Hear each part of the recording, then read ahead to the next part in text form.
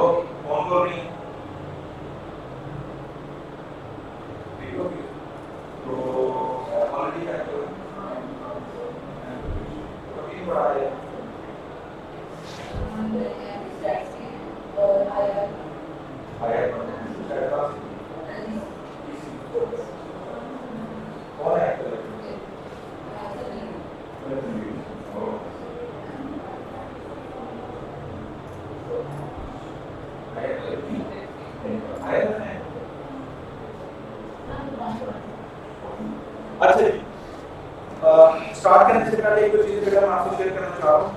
आप political science पढ़ें या आईआर पढ़ें, मेरे जो क्लासेस होंगी पॉलिटिकल साइंस में मैं पढ़ा रहा हूँ, आईआर भी मैं पढ़ा रहा हूँ। तो पॉलिटिकल साइंस वाला बंदा आईआर के लेक्चर में बैठ सकता है और आईआर वाला बंदा पॉलिटिकल साइंस के लेक्चर में बैठ सकता है। कोई कंपल्सरी, कोई बाउंडेशन नहीं है। बल्कि I request to all people कि आप जो भी डिसाइड कर लें, तो अगर पॉलिटिकल साइंस का लेक्चर आप अवेल कर सकें और आपका आईआर है तो आप जरूर पॉलिटिकल साइंस के लेक्चर में बैठें और आईआर वाला बंदा उलझ जाए। ठीक है, बिकॉज के कॉन्सेप्ट्स जो है मिलते जुलते हैं और आपको यकीनन उसका फायदा होगा। एक चीज। दूसरी बात यह है कि बेटा इंशाल्लाह अभी हम स्टार्ट भी करते हैं। जो पॉलिटिकल साइंस है, political science is a subject basically, और इंटरनेशनल रिलेशंस जो है वो पॉलिटिकल साइंस की एक ब्रांच है। ठीक है, major subject is political science, IR उसकी एक ब्रांच है। इनमें क्या डिफरेंस है? पॉलिटिकल साइंस बेसिकली डील करता है ओवरऑल जो स्टेट स्ट्रक्चर्स हैं उनको, स्टेट से पॉलिटिकल सिस्टम्स को, स्टेट में जो पॉलिटिकल जितने भी ऑर्गन्स हैं, एलिमेंट्स हैं, जितने भी पॉलिटिकल फिलोसफर्स हैं हिस्टोरिकली, मुस्लिम्स हो या वेस्टर्न्स हो, ठीक है, उस तरह के कॉन्सेप्ट्स को ओवरऑल जनरली। ठीक, जो आईआर है, आईआर भी डेफिनेटली स्टेट से मैटर्स को डील करता है, लेकिन IR stands for international relations. जब हम इंटरनेशनल की बात करते हैं तो उसका मतलब नेशन से, यानी नेशनल से हम इंटरनेशनल हो गए। यानी इंटर नेशनल का मतलब इस जो नेशंस हैं उनके intra nation, intra state, intra governments, यानी मोर देन वन स्टेट यानी जब स्टेट के आपस में जो रिलेशंस हैं आईआर में स्पेसिफिकली आप वो देखते हैं, लेकिन डेफिनेटली वो रिलेशंस देखने के लिए उस वक्त तक आप वो रिलेशंस नहीं समझ सकते जब तक कि आपको बेसिक कॉन्सेप्ट्स ऑफ स्टेट्स की समझ ना आ जाए, जो कि पॉलिटिकल साइंस में भी हैं। और पॉलिटिकल साइंस और आईआर के मोर देन 25 टॉपिक्स ऐसे हैं जो एक दूसरे पे डिपेंडेंट है, मिलते जुलते हैं। वो आपको वहां भी मिलेंगे, वो वहां भी। Example is like foreign policy. तो किस तरह से मुमकिन है कि जो खारजा पॉलिसी है, फॉरेन पॉलिसी है किसी भी स्टेट की, उसको हम आईआर से निकाल दें? मुमकिन ही नहीं है, बिकॉज आईआर जो है वो बेसिकली खड़ा ही फॉरेन पॉलिसी के ऊपर है। स्टेट टू स्टेट रिलेशंस के लिए जो एक मुल्क पॉलिसी बनाता है उसको फॉरेन पॉलिसी कहते हैं, जिसको, ठीक है जी। In the same way political science में भी हम फॉरेन पॉलिसी को इग्नोर नहीं कर सकते, ठीक है। इसी तरह से बहुत सी ऐसी ऑर्गेनाइजेशंस हैं जो पॉलिटिकल साइंस में हम इग्नोर नहीं कर सकते, like United Nations, like SAARC, like ECO, like OIC, ठीक है जी। और चाहे वो रीजनल हो चाहे इंटरनेशनल हो, और इसी तरह से बहुत, ये सारी की सारी ऑर्गेनाइजेशंस हम आईआर में भी इग्नोर नहीं कर सकते, ठीक। इस तरह से बहुत सारी चीजें हैं जो एक दूसरे से मिलती जुलती हैं। तो आप अपने नॉलेज को एनहांस करने के लिए आप आईआर रखें या पॉलिटिकल साइंस, वो आपका अपना अपनी चॉइस है, लेकिन ये कि आप पढ़ें दोनों के दोनों लेक्चर्स, ठीक है जी। पॉलिटिकल साइंस से बेटा आज आपका आईआर का लेक्चर है, और आईआर के लेक्चर से पहले मैं आपको, कि आईआर ब्रांच है पॉलिटिकल साइंस की, इसलिए थोड़ा सा आपको एक कॉन्सेप्ट देना चाह रहा हूं कि पॉलिटिकल साइंस कौन सी साइंस है, ठीक है जी। तो सिंपल वर्ड्स में अगर मैं आपको कहूं तो अफेयर्स ऑफ द स्टेट, ये बिल्कुल एक सिंपल डेफिनेशन में आपको पॉलिटिकल साइंस की दे रहा हूं, ठीक है जी। पॉलिटिकल साइंस क्या है? जो स्टेट्स हैं उनके जो अफेयर्स हैं, मामलात हैं, उसको डील करती है पॉलिटिकल साइंस, ठीक है जी। बहुत बेसिकली जो पॉलिटिकल साइंस है ये वर्ड पॉलिटिक्स से निकला, और इसका मतलब जो होता है बेसिकली वो है सिटी स्टेट। मतलब पॉलिटिकल साइंस का मतलब ही स्टेट है, समझे? तो political science is a science, simply मैंने सिंपल डेफिनेशन इसलिए लिखी है ताकि आपको समझ आ जाए, यानी कि वो साइंस है जो स्टेट्स के मामलात को देखती है, ठीक है। अच्छा, अब इसकी इंपॉर्टेंस के स्कोप की अगर हम बात कर लें तो स्टेट के बगैर हम कुछ हैं, स्टेट लेस लोग दुनिया में हैं बहुत से ऐसे, स्टेट लेस लोग बहुत से हैं दुनिया में ऐसे, जो डिस्प्लेस्ड हैं, जो रेफ्यूजीज, तो एक अलग चले फिर भी कुछ बेहतर सूरत आते हैं, कुछ रेफ्यूजीज भी नहीं होते, स्टेटलेस होते हैं, तो उनसे रोहिंग्या मुस्लिम्स हैं और बहुत सारे हैं, तो उनसे जाके पूछें कि जी वो क्या है, किस तरह से जिंदगी बसर कर रहे हैं। मीन्स टू से, लेट्स सपोज कि आप एक स्टेट में रह रहे हैं, ठीक है जी, और आप स्टेटलेस हैं, स्टेट की आइडेंटिटी आपके पास नहीं है, तो आप पढ़ नहीं सकते, आप किसी कॉम्पिटिटिव एग्जाम में शामिल नहीं, आपको कोई जॉब नहीं मिल सकती, आपकी कोई राइट्स नहीं है, आपका कोई वोट नहीं है, आपके कोई पॉलिटिकल, सोशल, इकोनॉमिक कोई भी राइट्स नहीं है, समझे? तो कितना मुश्किल हो जाएगा। और हर पहलू पे, हर जगह you will be asked and you will be checked with in any state. अगर आपकी नेशनलिटी ना हो तो आपको जगह जगह पे आपको सीएनआईसी की जरूरत पड़ती है, स्टेट का तारुफ कराना पड़ता है, स्टेट की जरूरत पड़ती है। आपको कहीं और जाना है तो they will demand passport, they will demand visa, दोनों ने, लेकिन they will demand a passport. Means to say कि without state, without having the identity of a state, you are nothing. तो मींस टू से कि political science एक ऐसी science है जो स्टेट्स को समझने में मदद देती है, स्टेट क्या होती है, नेशन क्या होती है, और फिर आगे नेशंस के रिलेशंस क्या है। मौजूदा दौर ग्लोबलाइजेशन का दौर है, इंटरनेशनली अगर हम देखें तो आप सब एक ग्लोबल विलेज है। फिफ्थ जनरेशन वॉर, कोविड, कोई दुनिया की नॉर्थ अमेरिका में कोई इंसिडेंट इतना सा होता है और यहाँ में चंद मिनटों में आपके व्हाट्सएप पे वो होता है। आज का जो दौर है, मीन्स से यूरोप में, अफ्रीका में, एशिया में, नॉर्थ अमेरिका में, इवन ऑस्ट्रेलिया में, कहीं भी कोई छोटा सा इवेंट होता है, किसी ओशन के अंदर कोई छोटी सी मूव आती है, कोई स्टॉर्म आता है, कोई डेवलपमेंट होती है, कोई मैरीटाइम डेवलपमेंट होती है, आपको पता चल जाता है। कैसे पता चलता है? बिकॉज हम ग्लोबलाइज हो गए, मॉडर्नाइज हो गए, टेक्नोलॉजी डेवलप हो गई है। तो क्या इस ग्लोबलाइज्ड दुनिया में मुमकिन है कि कोई स्टेट जो है वो आइसोलेशन में रह सके, अकेले सर्वाइव कर सके? क्या कहते हैं, मुश्किल हो जाएगा ना? सो आपको डेफिनेटली अपने नेबरल स्टेट से, अपने रीजनल स्टेट से और वर्ल्ड वाइड आपको अपनी एक इंपॉर्टेंस बनानी है, रिलेशंस डेवलप करने हैं। अगर आप नहीं करेंगे तो मुश्किल हो जाएगा। इसकी एग्जांपल इस तरह से ही है कि फॉर एग्जांपल कि आप में से कोई कहे कि जी मैं बगैर किसी रिश्ते के, ताल्लुक के किसी को मिले आइसोलेशन में जी मैं सारी जिंदगी गुजार दूंगा, इज इट पॉसिबल? आप एक गार बना ले और कहें जी मैं सारी उम्र गार में रहूंगी, पॉसिबल नहीं पॉसिबल। ठीक है, आपको health wise, educationally, economically, socially, culturally, religiously, हर एस्पेक्ट से जैसे ही आप सोचते हैं आपको एक अगले बंदे की जरूरत पड़ती है, आपको इंटरेक्ट करने की जरूरत पड़ती है। ठीक, तो मीन्स टू से जिस तरह से आप अकेले आइसोलेशन में नहीं रह सकते, like that in the same way no person can survive in this world without having any relation. In the same way any state cannot survive to some extent. बहुत मुश्किल हो जाएगा आपके लिए अगर आप आइसोलेट होंगे। आपको किसी ना किसी ऑर्गेनाइजेशन में, ब्लॉक में, रीजन में, अदर स्टेट्स के साथ इंटरेक्शन में आना पड़ेगा, समझ रहे हैं? अदरवाइज सो अगर ऐसा आपने करना है एंड यू हैव डिसाइडेड कि जी वाकई एज अ स्टेट हमने ऐसा करना है, तो हर जो स्टेट है उसको एक पॉलिसी बनाना पड़ेगी ना। ऐसे थोड़ी है कि मतलब बिला वजह हम उसको कुछ नॉर्म्स, कुछ रूल्स, कुछ रेगुलेशंस, कुछ कंडीशंस, कुछ क्लासेस, कुछ अपने स्टैंडर्ड्स, कुछ ना कुछ तो बनाना पड़ेगा ना, बिकॉज के स्टेट में पॉपुलेशन को आपने साथ लेके चलना।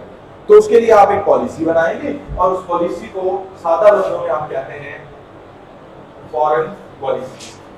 तो फॉरेन यानी एक स्टेट जो है वो अकेले नहीं रह सकती। ओके, वी हैव डिसाइडेड, अच्छा जी अगर उसने अदर स्टेट्स के साथ इंटरेक्ट करना है तो जिस पॉलिसी की थ्रू इंटरेक्ट करना है उस पॉलिसी का नाम क्या है? Foreign policy. और इस फॉरेन पॉलिसी से वो करने क्या जा रहा है? अपने आईआर, इंटरनेशनल रिलेशंस डेवलप करेगा, वो स्टेट करेगा। ठीक हो गया जी?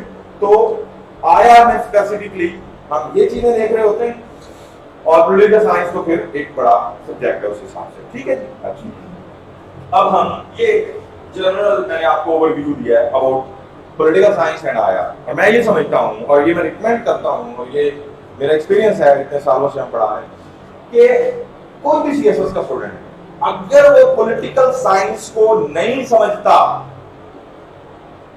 और आईआर का उसको नहीं पता, तो मैं लिख के दे सकता हूं, आई कैन से श्योरली कि ही और शी कैन नॉट क्वालिफाई।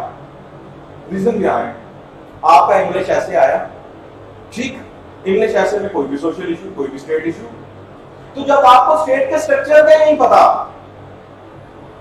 आपको नहीं पता कि पार्लियामेंट्री सिस्टम क्या होता है, फेडरल सिस्टम क्या होता है, यूनिटरी सिस्टम क्या होता है, डेमोक्रेसी क्या होती है, मोनार्की क्या होती है, पॉलिटी क्या होती है, ओलिगार्की क्या होती है, कैपिटलिज्म क्या है, सोशलिज्म क्या है, मार्क्सिज्म क्या है, तो how can you right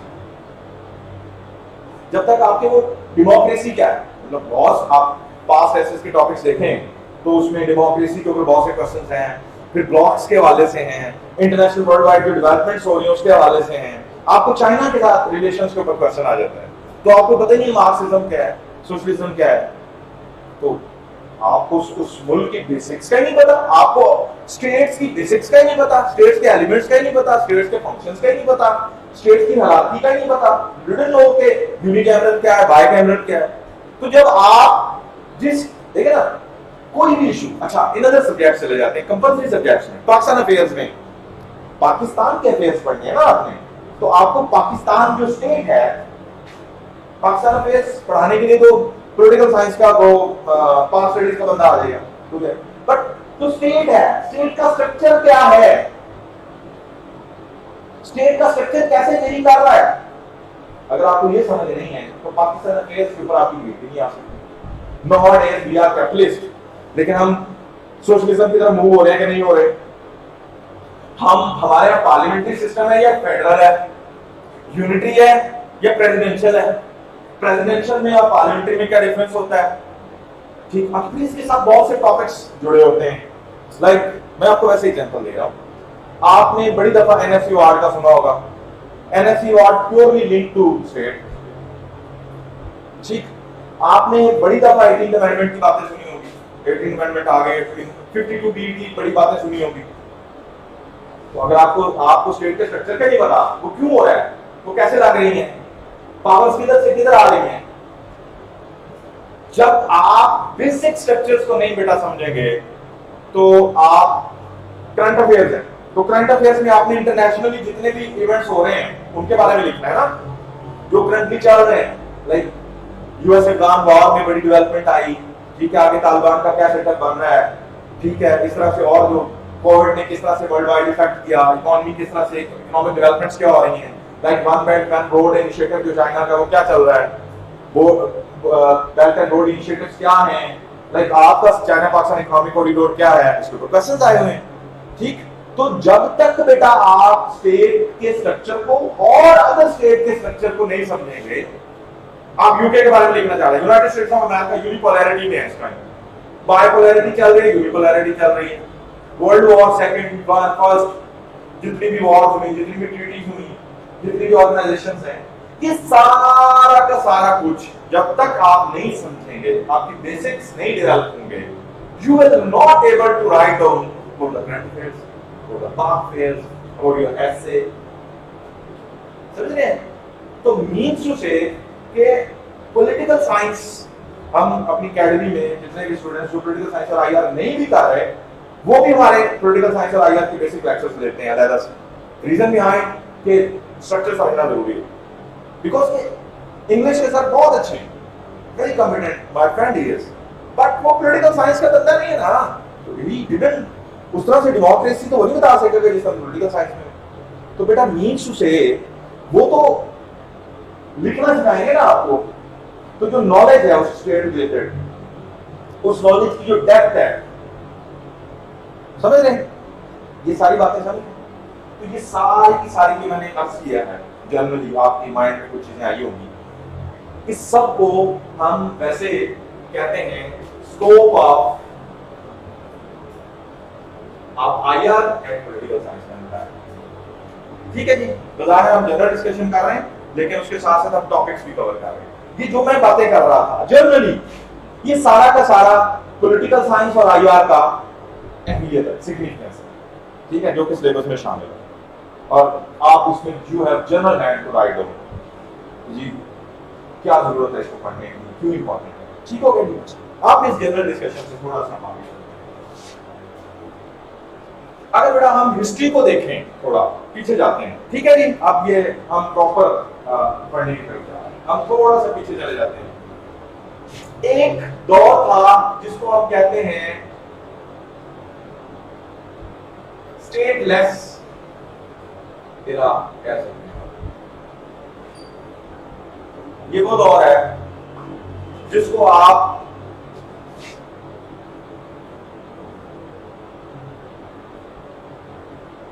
nation of nature भी कहते हैं।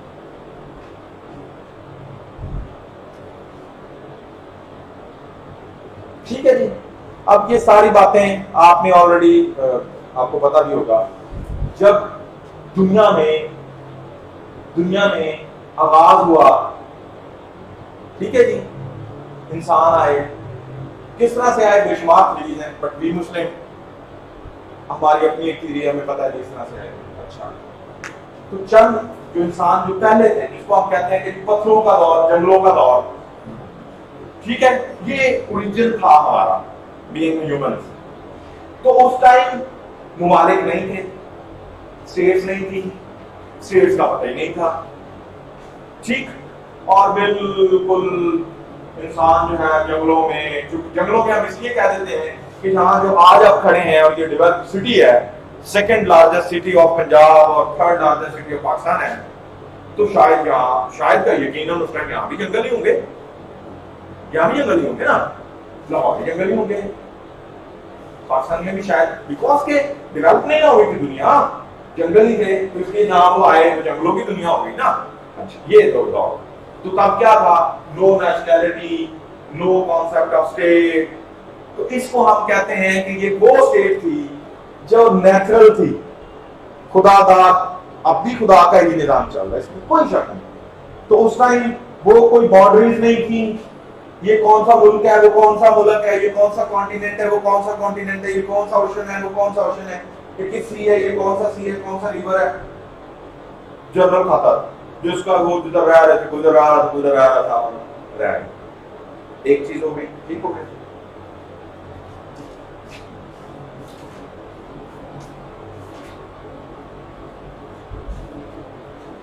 अच्छा बेटा, इसके ऊपर प्रॉपर्ली हम एक थ्योरी पढ़ने जा रहे हैं जिसको हम कहते हैं theory of history of evaluation of states.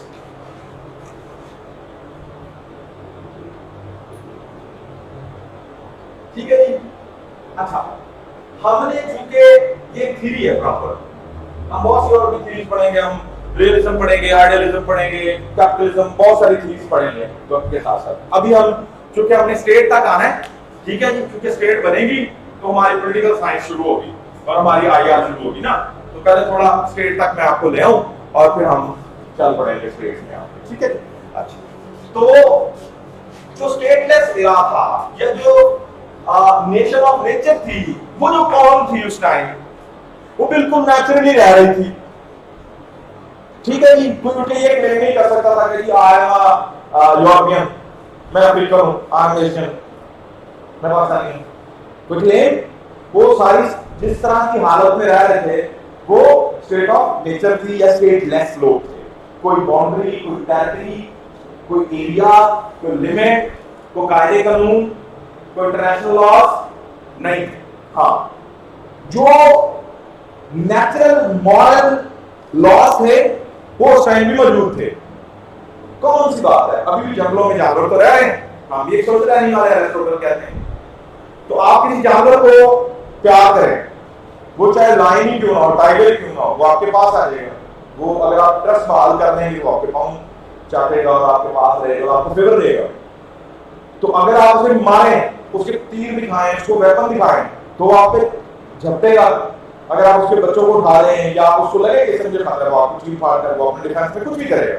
तो ये क्या है, ये मॉरलिटी है। ये ऐसी है, आप यहाँ पे समझदार इंसानों के साथ अगर आप मामले तो करें, किसी को आपसे को खतरा ना हो, कोई कुछ आपको नहीं कहेगा। लेकिन अगर आप किसी को मारते हुए तो लोग भी आपको मारेंगे। तो ये जो लॉज है, ये क्या है, मॉरलिटी लॉज, ये नेचुरल लॉज। उस टाइम नेचुरल लॉज से नेचुरल स्टेट थी और लोग जो है वो रह रहे। ठीक हो गया जी, ज्ञान समझ आ गई। अब हम थोड़ा सा अब क्या हुआ, एक कॉन्सेप्ट है बेटा kinship, KINSHIP, concept of kinship. अब ये किनशिप क्या होती है, इसको लिख लेगा, आप डेफिनेशन लिखना चाहते हैं किनशिप की, relations on the base of blood, blood based relations. ठीक है जी। अच्छा, किनशिप तो उससे थी ना, किनशिप तो थी ना, अभी भी कोई जानवर हो, चाहे जानवर ही हो, तो जो जिस मां ने जिस बच्चे को जना होता है उसके साथ उसकी एप्लीकेशन नेचुरल है। आप उसके बच्चे को कुछ कहेंगे, चाहे वो मुर्गी हो, एलिफेंट हो, कुछ भी हो, वो आपके पीछे भागेगा। इसका मतलब किनशिप, ब्लड रिलेशन है, नेचुरल। ठीक है। पहले क्या था, स्टेटलेस लोग थे, फिर किनशिप ने क्या किया, लोगों को फैमिली सिस्टम की तरफ ले गया। पहली डेवलपमेंट हुई, फैमिली सिस्टम मानने लगा। ये बेटा थ्योरी के साथ हम पढ़ रहे हैं, यानी एक होता ना जर्नल, ये थ्योरी है बकाया। तो वो थ्योरिस्ट जो है वो ये कहता है कि ये जो खूनी रिश्तों का ताल्लुक था ना, ये कैलकुलेशन होती है। चलें, ये भी कुछ शायद पता होगा कि कौन किसका बाप है कौन, ठीक है, क्योंकि उस तरह से कोई फैमिली सिस्टम नहीं था। अच्छा, और उसकी एक एग्जांपल ये है, किताब जो है वो फेमिनिज्म, यानी जो सिस्टम चलता था उसमें जो कुंबे की सरबराह होती थी वो खातून होती थी। एंड रीजन बिहाइंड कि ये तो कंफर्म है ना कि ये इसके बच्चे हैं, ठीक। तो किनशिप डेवलप होगी ना, आखिर नेचुरल सिस्टम तो चल रहा था ना, भूख लग रही थी, वो चीजें चाहे वो फ्रूट ही खा रहे थे, चाहे जो अच्छा लग रहा था, पानी चाहे दरिया से नदी से पी रहे थे, लेकिन वो अपनी बेसिक नीड्स पूरी कर रहे थे तो सर्वाइव कर रहे थे। और इसी तरह से जो ह्यूमन नीड्स अदर तक हैं वो भी पूरी हो रही होगी, फिर वर्क सिस्टम भी होगा। तो किनशिप तो थी, ब्लड बेस्ड रिलेशन, ठीक है। माँ को तो पता था कि ये भी बच्चा मेरा, ये भी मैंने जना, ये भी जना, ये भी जना, और माँ इसको लीड कर रही। तो किनशिप ने फैमिली को डेवलप किया, फैमिलीज को। माँ जो थी वो कहती है तू भी मेरा, तू भी तो तरह। अभी भी शाम को सारे जानवर, मुर्गियां, बकरियां कुछ भी ले लें, इकट्ठे वो खाते पीते हैं, लेकिन शाम को जब घर जाने लगते हैं, घोंसलों में जाने लगते हैं, तो माँ एकदम से जनरल कॉल करती है, सारे बच्चे वो अपने एकदम से, पहले पता ही नहीं चलता कौन से किसके हैं, लेकिन माँ को पता होता है, वो उसके बच्चे को भी पता होता है, बेशक छोटे हो, उनके पास आए तो उनके पास वो फैमिली अपनी अपनी बनती है और वो बिठा लेती है पास करों में, जिस तरह से उनको प्रोटेक्ट करती है। तो ये this relation is called kinship. तो किनशिप रिलेशन डेवलप हुआ, वो था, वो नेचुरल था, और उसकी बेस के ऊपर क्या बना बेटा, फैमिली सिस्टम आ गया। ठीक हो गया जी। अब ये पहला, अभी सोसाइटी नहीं बनी, ये पहला ग्रुप था, ये बुनियाद ओरिजिनेट, समझ आ रही बात की। नेक्स्ट, किनशिप से बेटा हर फैमिली की जरूरत है। एक फैमिली ये है, एक ये है, वो जंगल में रहती होगी, पता नहीं कहां रहती होगी, लेकिन उनकी जरूरतें तो थी। वो जरूरत किसी भी पास हो सकती है, डिफेंसिव भी हो सकती है। 4 लोग, 5 माँ 5 बच्चे लेकर बैठी है, खतरा होगा, वो कहेंगे अगर 50-100 लोग होंगे, ठीक है, तो शायद जरा श्योर हो गया कलेक्टिवली, ठीक है। तो अगला जो कॉन्सेप्ट आया बेटा वो था क्लान्स। फैमिलीज ने मिलके CLANS बनाया, क्लान्स, फैमिलीज। अच्छा, अब फैमिली सिस्टम आया, फैमिली सिस्टम के बाद अच्छा ये जो क्लान है इसका मतलब कि कबीला ही होता है, लेकिन स्मॉल, यानी स्मॉल ग्रुप ऑफ चंद फैमिलियां मिली अपने हिसाब से। अच्छा, फैमिलियों की अपनी अंडरस्टैंडिंग होती है ना, ठीक है, वो किसी भी बेस पे हो, तो चंद फैमिलियां मिलती गई और छोटे छोटे क्लान बन गए, छोटे छोटे कबीले, एक कुआं बन गया, 15-20 फैमिलियों का एक कुआं बन गया। अब ये हम कुछ वैल्यूएट हो रहे हैं, वैल्यूएशन हो रहे हैं, डेवलप हो रहे हैं, ठीक है जी। नेक्स्ट क्या होगा, नेक्स्ट वो कहता है कि ये यानी ये फर्स्ट स्टेज थी, ये सेकंड थी, ये थर्ड थी, और बेटा फोर्थ स्टेज के ऊपर आकर ट्राइब्स बन गए। ये जो क्लान्स थे, ये जब मिले तो उन्होंने बकायदा ट्राइब्स बना दी, कबीले, ये कबीले, ये लास्ट कबीले हो। अच्छा, बेसिकली फैमिलियां भी बढ़ रही थी ना, फिर माँ की बेटी के आगे बच्चे और उसकी बेटी के आगे बच्चे, इस तरह से डेवलप हो रही थी ना, फैमिलियां बढ़ रही हो रही, पॉपुलेशन बढ़ रही, पॉपुलेशन ग्रोथ हो रही, ठीक है। इसमें चाहे 50 साल लगे हों, 100 साल लगा हो, 70 साल लगे, 80 साल लगे हों, ये कह रहा होगा, हम कौन सा कह रहे हैं कि जितना वी की ये सारी वैल्यूएशन हो गई, ठीक है। तो फैमिलियां चूंकि बड़ी हो रही थी, क्लान्स बन रहे थे, और वो बड़ी होके ट्राइब्स बन रहे थे, और ट्राइब्स मीन के ज्यादा लार्ज पीपल, यानी आप कह सकते हैं कि अगर यहाँ पे 10 फैमिलियां इकट्ठी हो रही थी, ठीक है, ये एवरेज 10 बंदों की एक फैमिली, 10-300 लोगों का आइडिया, तो कबीला जो है वो बड़ा था, तो 1000 लोगों का हो सकता है, 2000 लोगों का हो सकता है, यानी बड़े बड़े ट्राइब बनने लगे, ठीक है। ये अगली स्टेज आ गई, ठीक हो गया जी। नेक्स्ट, अब जो ट्राइब से इन्होंने मिलके किंगडम्स बनाई, किंगडम्स। देख, कहते थे ना हर कबीले का कोई ना कोई सरबराह होता है, ठीक है, या आप ड्रामे भी देखते हैं, हर कबीले का वो सरबराह, उसके वो सरबराह, ठीक है। अब क्योंकि सिस्टम जरा बड़ा हो गया, लोग हजारों में से लाखों में चले गए, कबीले बड़े हो गए, तो लिहाजा इस कबीले की प्रोटेक्शन के लिए, लॉस के लिए, कमांड के लिए एक बादशाह रिक्वायर्ड था, किंग, ठीक है, जो इतने बड़े कबीले को स्टोर करे। तो लिहाजा जो ट्राइब सिस्टम से अगला सिस्टम आया, वो क्या आया, किंगडम सिस्टम, ठीक है। और एग्जैक्टली किंगडम सिस्टम, ये अभी जो फॉर्म ऑफ गवर्नमेंट्स हैं कि जी वो किंगडम में मोनार्क था, पॉलिटी थी, ओलिगार्की थी, डेमोक्रेसी थी, डिक्टेटरशिप थी, मिलिट्री डिक्टेटरशिप थी, सिविल थी, ये तो हम पढ़ेंगे ना, ये तो बात सिलेबस में कैसे, ठीक है जी। तो बिकॉज़ इतना डेवलप्ड सिस्टम नहीं था, तो ट्राइब्स जो है, अच्छा अब वो देखिए जो किंगडम है उस दौर में वो भी ऐसे नहीं क्या कोई भी बंदा उठ के सामान से इसके शी सेट के कल से मैं नहीं किंग हूं तो सारे उसको कहेंगे आओ आएगी, थोड़ी था। उसकी बेस होगी ना, वो बेस इकोनॉमी को शायद बनाते हो, ठीक है, जिसके पास रिसोर्सेज ज्यादा है या स्ट्रेंथ को कि जो ब्रेव है सोल्जर है या जिसके साथ पॉपुलैरिटी है, ज्यादा लोग उसको मान रहे हैं, या शायद एज में जो बड़ा है, या शायद अक्लमंद जो ज्यादा है, कोई रीजन तो बनी होगी ना लॉजिक। और सारे लोग सारे ट्राइब्स उसके लिए एग्री हुए होंगे ना, तो तहां जाके वो किंगडम बनी, किंग बना होगा किंगडम।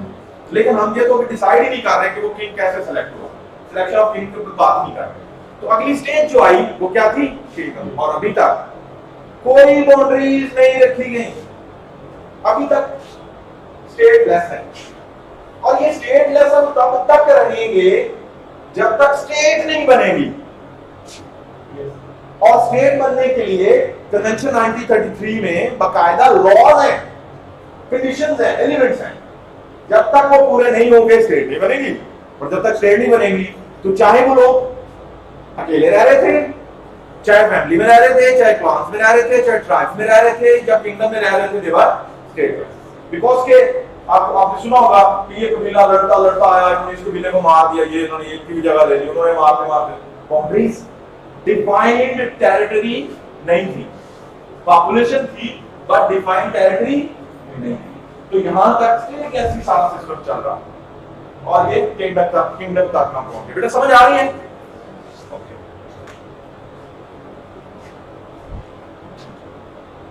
अच्छा, वो जो कॉन्सेप्ट है, अच्छा अब आगे जाके हम थोड़ा सा चले जाएंगे, चले फंक्शंस के ऊपर जाते हैं। इसमें 3 स्टेजेस उन्होंने बेसिकली बताई हैं। एक है हंट्समैन स्टेज, लिख लें।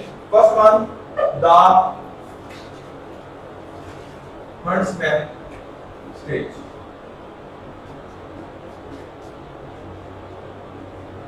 ठीक है, द हंट्समैन स्टेज, हंटमैन शिकारी, ये वो पहली स्टेज थी।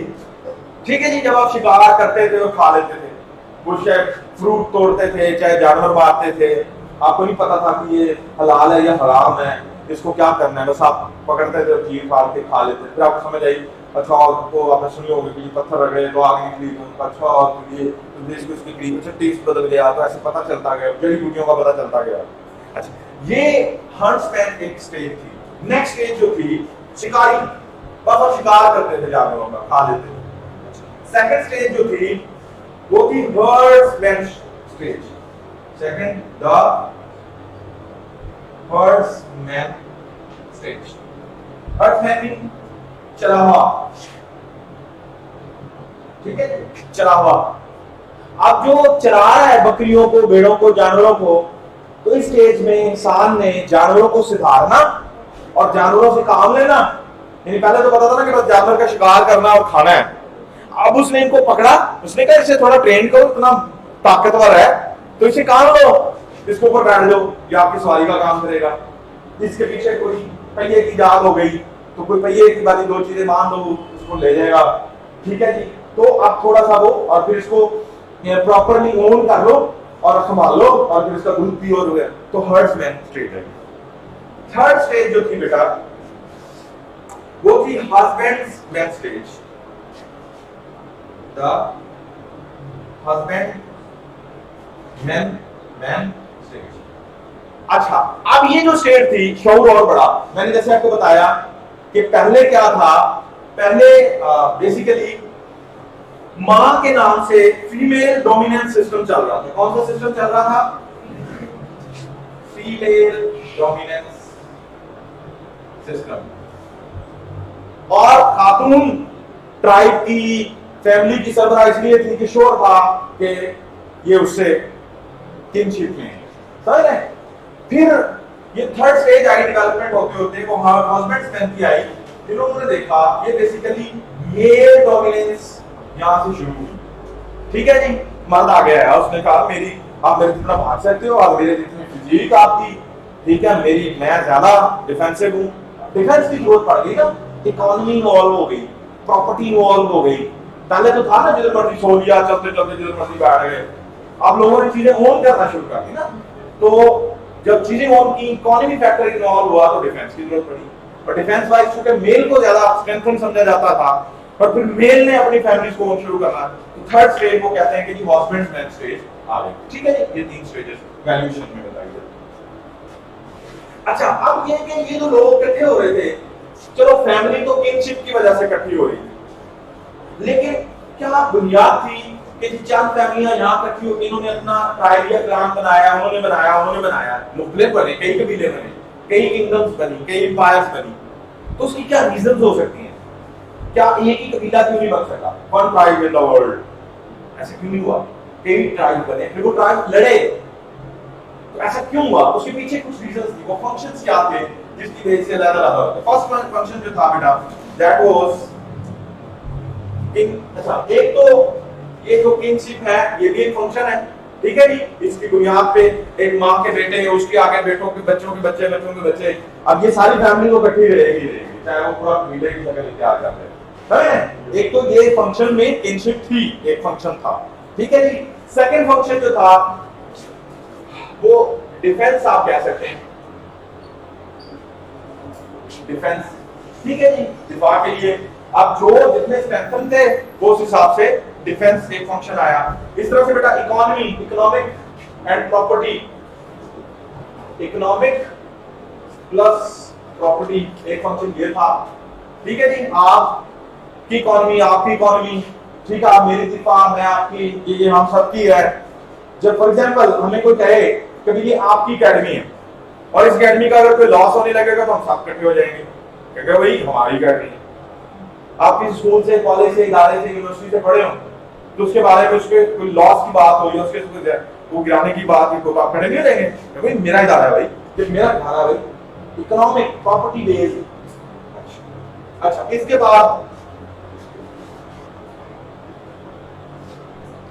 बाद जो है बेटा रिलीजन, फिर आगे आके लोगों को ये पता चला, ये भी एक बहुत इंपॉर्टेंट फंक्शन था अभी भी स्टेट सिस्टम में, रिलीजन, मजहब, ठीक है जी।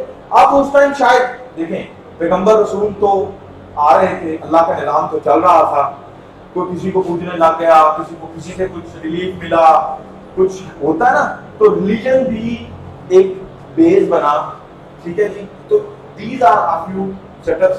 अच्छा, अब आप जब किंगडम्स बन गए तो किंगडम्स जो है वो फिर आगे चलती हैं और एम्पायर्स बनती हैं, एम्पायर्स, यहां से किंगडम से आगे एम्पायर, एम्पायर।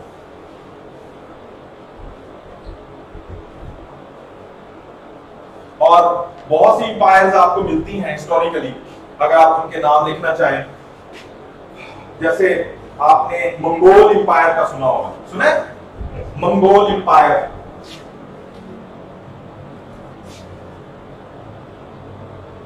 Mongol empire. फिर आपने रोमन एम्पायर का सुना होगा, फिर आपने फ्रेंच एम्पायर का सुना होगा। अब क्या हुआ, जो किंग्स थे, इसका किंग, उसका किंग, उनने मिलकर ना पूरे पूरे एरिया बड़े बड़े, ठीक है जी, तो उसको वो रूल करने लगे और उन्होंने मिलके, आपने ये टीपू सुल्तान और इस तरह के जो ड्रामे आप हिस्टोरिक देखते हैं तो उसमें देखते हैं वो कहता है जी मैं फलां सल्तनत का बादशाह हूं और मैं आपके बता रहा, ठीक है, तो वो भी, और सल्तनतें मिलके, इस कॉन्सेप्ट को हम पॉलिटिकल साइंस में कॉन्फिगरेशन कहते हैं, ठीक है जी। लेकिन वो स्टेट सिस्टम के बाद आई, अभी हम स्टेट तक नहीं पहुंचे, ठीक है जी। तो एम्पायर्स बन गई और उसकी मैं आपको चंद एग्जांपल में, रोमन एम्पायर और ये सारी एम्पायर्स की एग्जांपल्स हैं, रोमन, मंगोल, फिर एम्पायर्स आपस में लड़ते थे, ठीक है जी, एम्पायर्स लड़ते। अच्छा जी, आपने चंगेज खान का नाम सुना होगा, GEN GHIS, Genghis Khan. Genghis Khan 1162 को पैदा हुए थे और 1227 को डेथ हो गई थी, और ये मंगोल एम्पायर के एम्परर थे, फाउंडर थे, लीडर थे, मंगोल एम्पायर, इसलिए इसका नाम, ठीक है जी, एक आपने सुना होगा हिस्टोरिकली। इस तरह से आपने नेपोलियन का नाम बेटा सुना होगा, नेपोलियन का। तो नेपोलियन जो थे ये बेसिकली 1789 को पैदा हुए और 1799 को इनकी डेथ हुई और basically he belongs to French empire. French, ठीक है जी, फ्रेंच एम्पायर से। इस तरह से रोमन एम्पायर ने तो अबाउट 1000 इयर्स रूल किया है, ठीक है जी। फिर जो जितनी बड़ी एम्पायर होती थी उसका उतना ज्यादा पावर थी वर्ल्ड वाइड, ठीक है, लेकिन स्टेट्स नहीं थी। और ये एम्पायर जो थी, अब हम थोड़ा सा अपनी स्टेट की तरफ आते हैं। बात समझ आ रही है?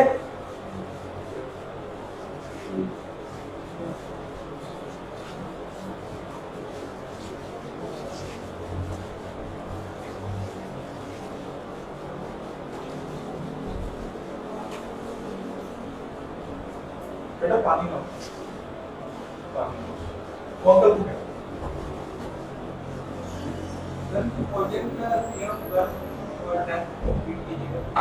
नेपोलियन की बेटा 1799 date of death. We are not studying about Roman Empire और मंगोल Empire।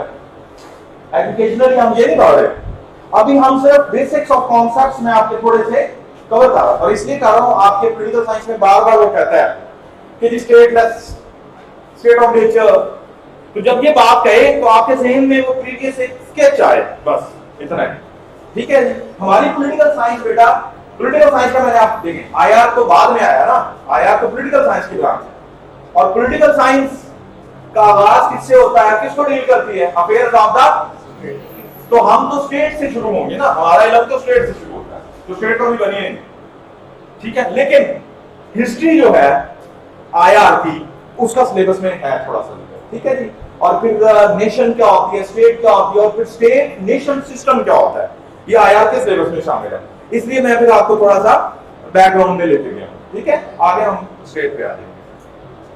और ये जब हम पढ़ेंगे ना, लाइक फ्रेंच रेवोल्यूशन हम पढ़ेंगे, रशियन रेवोल्यूशन हम पढ़ेंगे, सिलेबस वाइज वो तो बड़ा डिटेल में पढ़ेंगे ना। और exactly I will tell you all the details and पूरी की पूरी एटिमोलॉजी दूंगा मैं आपको, ठीक है। इवन जिस फिलॉसफर को हम पढ़ेंगे तो इंशाल्लाह हम उस फिलॉसफर के घर तक जाएंगे जहां खड़े हो। अच्छा जी, अब असल जो चीज मैं आपको बताना चाह रहा हूं, आपके सिलेबस में आप आईआर अगर पढ़ने आए हैं, ठीक है, तो आईआर का आगाज कब हुआ होगा हिस्टोरिकली? स्टेट बनी, फिर स्टेट्स के बेसिकली जब स्टेट्स बनी ना, जिस टाइम स्टेट्स बनी उसी टाइम आईआर शुरू हो गया, समझ रहे? यानी ऐसा नहीं है कि भाई पॉलिटिकल साइंस ने पहले स्टेट्स बना दी और स्टेट्स 2 साल 4 सदियां पड़ी गई और फिर आईआर आया। यानी IR mean relation of the states. तो जब स्टेट बन गई तो आईआर आ गया, क्योंकि एक स्टेट ने दूसरी स्टेट से जैसे ही रिलेशन के बाद जरूरी ये नहीं है कि आपने 10 ट्रक टमाटर भेजने हैं और प्याज लेने हैं और कपड़ा भेजना है और बिल्कुल अगले दिन ही। बहुत से दुनिया में ऐसे मालिक जिनके साथ आप ट्रेड नहीं कर रहे होते, सिर्फ आपके स्वार्थी तल्लुकात होते हैं, ठीक है। अच्छा, इवन बहुत सारे मुल्क हैं जिनके साथ आप देखें, हम कहते हैं ये जी बाउंड्री है, ये टेरिटरी है, ये हाथ है, इधर आप हैं इधर हम हैं। जैसे ही बाउंड्री बनी आईआर आ गई, क्योंकि स्टेट और स्टेट के रिलेशन। और relations doesn't means positive relations only. तल्लुकात का मतलब अच्छे तल्लुकात ही नहीं है।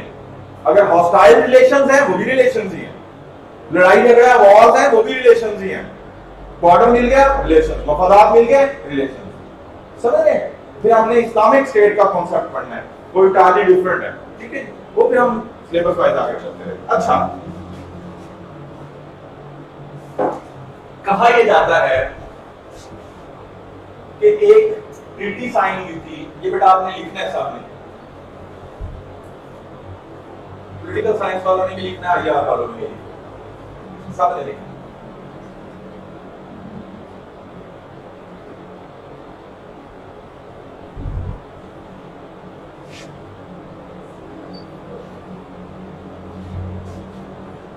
कहा यह जाता है,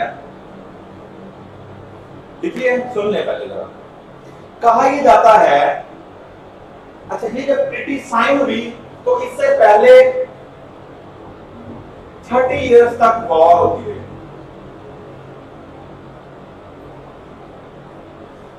3 साल तक जंग होती रही और कहा जाता है कि इस जंग में 5 to 8 मिलियन लोगों की डेथ हो गई, कैजुअलिटीज हो गई। 5 to 8 मिलियन। 5 मिलियन का मतलब 50 लाख, और अगर 8 मिलियन कह रहे हैं तो 80 लाख। 80 लाख ओनली 80 पीपल्स अगर मरे पड़े, 80 डेड बॉडीज आप देख लें, मुश्किल हो जाएगा ना। देख 80 लाख कितना बड़ा नुकसान हुआ होगा। अच्छा, तो जब इतना सारा नुकसान हुआ और इतने साल जंग होती रही, वॉर होती रही, और बेसिकली जो वॉर हो रही थी इसकी डिटेल इंशाल्लाह हम इन डिटेल भी इसको देखेंगे। तो ये बेसिकली स्पेन और डच लड़ रहे थे।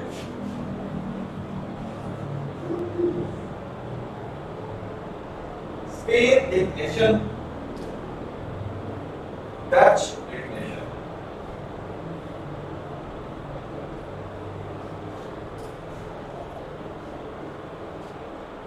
ठीक है, लड़ रहे थे। अच्छा, अब आपने ध्यान में रखना है कि आते हैं हम उधर भी। अब एक चीज और आपको समझाना पड़ेगी, एक है नेशन और एक है स्टेट, और एक है नेशन स्टेट सिस्टम। ये प्योरली आपके सिलेबस का टॉपिक है, नेशन स्टेट सिस्टम।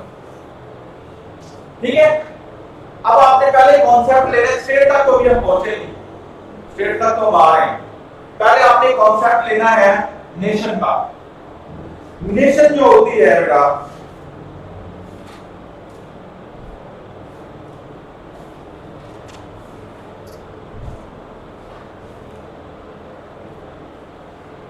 नेशन की सादा डेफिनेशन अगर आप लिखना चाहें लिख लें, आपको पता होना चाहिए। अच्छा, क्या आप ध्यान रखेंगे बेटा आईआर या पॉलिटिकल साइंस के जो पास पेपर्स हैं, जब हम प्रॉपर टॉपिक पढ़ेंगे तो उस टॉपिक के ऊपर पिछले 5, 7, 10 सालों में जितने भी क्वेश्चंस आए होंगे, उसी टॉपिक वाले दिन after studying that topic I will tell you the same questions with reference number. Like कि साल 2000 का उसमें क्वेश्चन नंबर ये इतने नंबरों का, 20 का ये 10 का, और ये क्वेश्चन है वो हम टॉपिक के साथ ही डिस्कस कर लेते हैं ताकि आपका कॉन्सेप्ट क्लियर हो जाए। और जब हम टॉपिक पढ़ते हैं तो पास पेपर्स में जो क्वेश्चन ज्यादा आते हैं जिस टॉपिक में, जो मोस्ट रिपीटेड होता है, उसको पहली प्रायोरिटी दी जाती है, बिकॉज़ उस पे उसका फोकस है। समझते हैं? ये सारी स्ट्रेटजीज हैं, इंशाल्लाह साथ साथ चलती रहेंगी। अच्छा, नेशन की डेफिनेशन, अच्छा मैं ये कहना चाह रहा था, कभी भी सियासत में ये सवाल नहीं आएगा, चाहे आए और ये राइट में डेफिनेशन ऑफ नेशन और आप लिख रहे हैं ये डेफिनेशन, सुन नहीं आएगा। अल्टीमेट पूरी एक्सपेरिमेंटल क्वेश्चन होगा, उसकी इंप्लीकेशंस होंगी, उस पे थ्योरेटिकल एप्लीकेशंस होंगी, उसकी हिस्ट्री और नीड्स देके एक कॉम्प्लिकेटेड सा क्वेश्चन होता है, वो हम डिस्कस करेंगे आफ्टर स्टडीइंग द टॉपिक। ठीक है, बट दैट्स वेरी इंपॉर्टेंट कि क्वेश्चन नहीं आएगा, लेकिन जब तक आपको नेशन या स्टेट के कॉन्सेप्ट की समझ नहीं आएगी तो हम बोलते रहेंगे ये कैसे कॉन्सेप्ट हैं जो आज हम डिस्कस कर रहे हैं। कल हम ये नहीं डिस्कस करेंगे, तब तो हम कहेंगे नेशन स्टेट, हम आगे भागेंगे। तो जब हम आगे भागेंगे तो जब तक आपके ज़हन में नेशन क्या होती है और स्टेट क्या होती है बात समझ नहीं आएगी, उस वक्त तक आपको वो बात ही नहीं समझ आएगी। समझ रहे? ये टॉपिक्स इंटरलिंक्ड है। ठीक है, इसलिए अच्छा जी, नेशन क्या हो सकती है? सिंपल, आपको पता है कौम क्या होती है? Group of people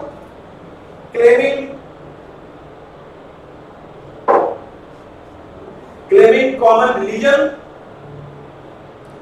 culture and history या historic identity।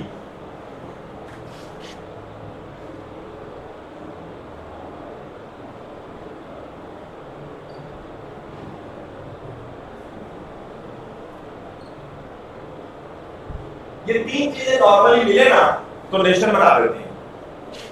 चंद लोग, चंद लाखों में हो सकते हैं, करोड़ों में हो जाए, जितने भी हैं, वो इकट्ठे हों, या तो मजहब की बुनियाद पे इकट्ठे हो जाए, जैसे हम इकट्ठे हो गए पाकिस्तानी टू नेशन थ्योरी, हम कहते थे मुसलमान है अलग कर दिए उन्होंने, ठीक, या तो ये हो जाए। और अरब स्टेट्स हमें पता चलता है ये नाम लेते हैं, हम कहते हैं मिडिल ईस्ट, पर्शियन गल्फ, हमारे ध्यान में कॉन्सेप्ट आता है इस्लाम। हम कहते हैं यूरोपियन स्टेट्स, हमारे ध्यान में आता है क्रिश्चियनिटी, जू, हम कहते हैं जर्मनी, हमारे ध्यान में आता है जूस, अच्छा वो क्रिश्चियंस, हम कहते हैं होलोकॉस्ट, मतलब जूस की डेथ, मींस से कि मजहब से चीजें जुड़ी हुई, तो मजहब की बुनियाद पे एक नेशन बन सकती है, कॉमन रिलीजन हो। आप देखते कहते हैं बुद्धिस्ट, हम जम्मू एंड कश्मीर की बात करें तो जो लद्दाख रीजन है, तो लद्दाख में बुद्धिस्ट है, सिर्फ एक मजहब के लोग हैं, उन्होंने अपना रीजन अलग बनाया हो। हम जम्मू की बात करें हिंदू हैं अलग, हम कश्मीर की बात करें मुस्लिम ज्यादा हैं, हम नॉर्दर्न एरिया जो हमारे पास है, मींस कि रिलीजन एक फैक्टर है लोगों को एक प्लेटफॉर्म पे लाने के, और वो इकट्ठे हो जाए तो नेशन बन जाए। इसके बाद अगली जो चीज है कल्चर, देखें यहाँ पे हम एक मिनट में पहचान लेंगे, तो बंदा आए उसने टाई कोट और क्लीन शेव दिस हम, और इंग्लिश बोल रहा हो, हम कहेंगे ये अंग्रेज है, यूरोपियन को लगते हो, अमेरिकन लगते हो, अगर मतलब हम इवन विद इन स्टेट भी पहचान लेते हैं कल्चर को, कल्चर का चल जाता है ना। अच्छा, and in the same history, जैसे मंगोल्स हैं, डच हैं, पीछे से इकट्ठे लोग आ रहे हैं, वो जब स्टेटस थे, जब फैमिली सिस्टम बना, क्लान बने, ट्राइब बने, तब से जुड़े हुए, ठीक है उनके।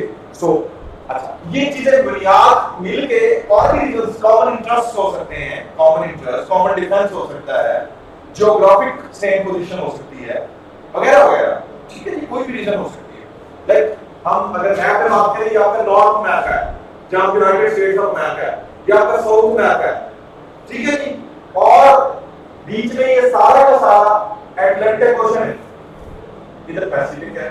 अब ये जो है ना पैटर्न्स, नॉर्थ या साउथ, ज्योग्राफिकली ये रह रहे हैं, तो इनका अपना ही कल्चर होगा डिफरेंट। सो ये नेशन का ही, इस तरह ऑस्ट्रेलिया ये बड़ा है साइड पे आके, तो इनका बीच में इतना डिफरेंस है, या ये कम स्टेट्स हैं, थोड़ी स्टेट्स हैं, ज्यादा पानी है, लाइक हम कहते हैं यहाँ यूरोप है, लाइक हम कहते हैं यहाँ एशिया है, यहाँ अफ्रीका है। तो जिस तरह का वो होगा उस तरह का ही कल्चर होगा। आप रंग से पहचान लेते हैं, आप ड्रेसेस से पहचान लेते हैं, आप मतलब पहचान लेते हैं, ये सब कुछ क्या होता है कल्चर। तो culture is the cause of nation. ये नेशन की समझ आ गई, लोग इकट्ठे होते हैं। अच्छा, नेशन के लिए कोई बाउंड्री लिमिट नहीं है, नेशन के लिए बाउंड्री लिमिट नहीं है। हो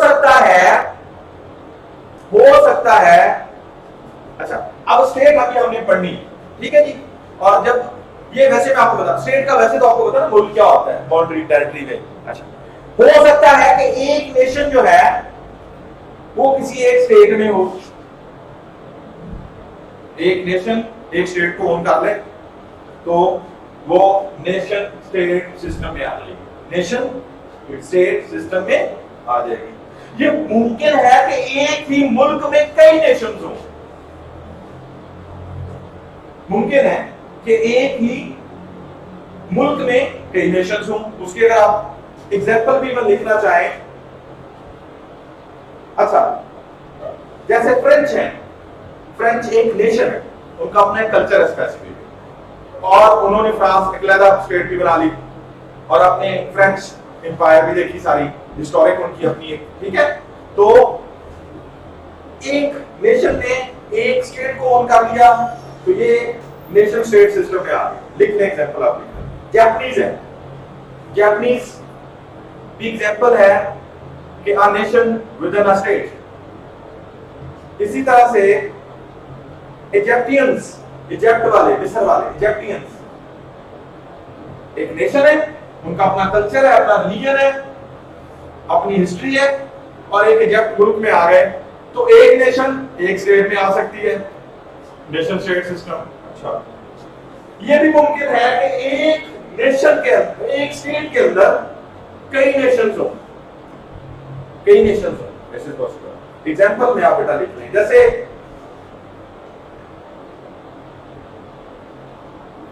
एक नेशन है केरल,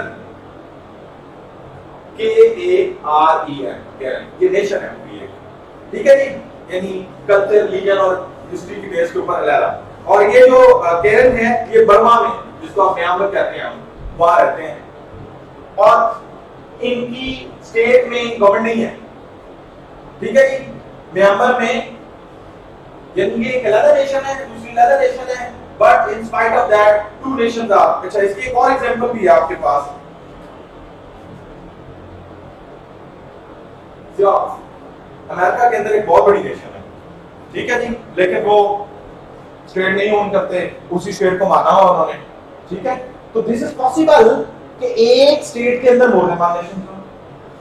इसी तरह से जैसे मैं कह रहा हूं कि यह भी मुमकिन है कि एक नेशन कई मुल्कों में हो, एक ही नेशन कई मुल्कों में हो। एग्जांपल मैं आपको दे रहा हूं, मैं कहता हूं यूएई, मैं कहता हूं सऊदी अरेबिया, मैं कहता हूं लाइक मिडिल ईस्ट, जितनी भी स्टेट्स हैं, मिडिल ईस्ट स्टेट्स, सारे के सारों को अगर इकट्ठा करके नेशन के एतबार से देखें तो हम उनको कहते हैं दी अरब। अरब स्टेट कहते हैं ना, हम कहते हैं ना जितनी भी अरब स्टेट्स हैं, जितनी भी अरब स्टेट्स हैं, ये देखें, ये सारी की सारी आपकी ये अरब स्टेट्स हैं। यहाँ पे Saudi Arabia, Armenia, Egypt, this is अच्छा अरब स्टेट्स, हम कहते हैं अरब स्टेट्स। तो अरब एक नेशन है और वो कई स्टेट्स में मतलब मुश्तमिल है, सऊदी अरेबिया में, यूनाइटेड मतलब यूएई में है।